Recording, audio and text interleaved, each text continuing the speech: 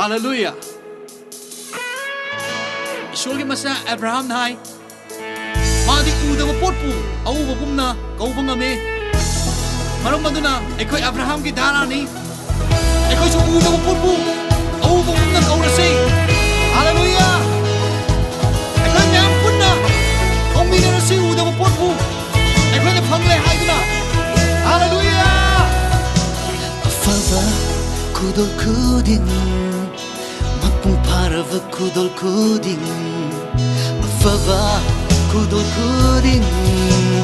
Mapung parava kudol kuding. Madalong begilai Abraham da wasakiva.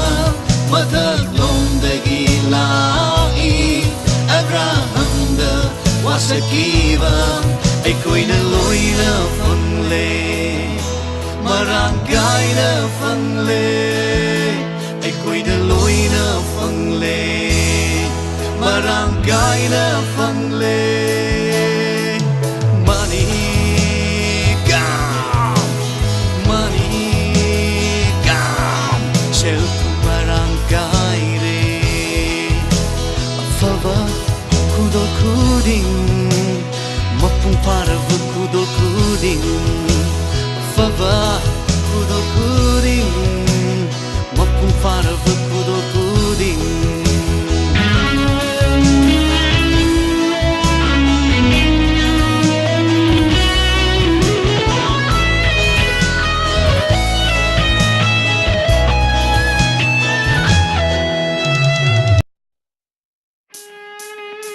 Hallelujah.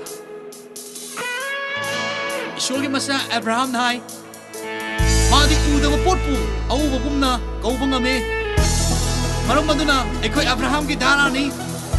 Ekoi su uda potpu au bagumna kau rasi. Hallelujah. Ekoi nyam punna.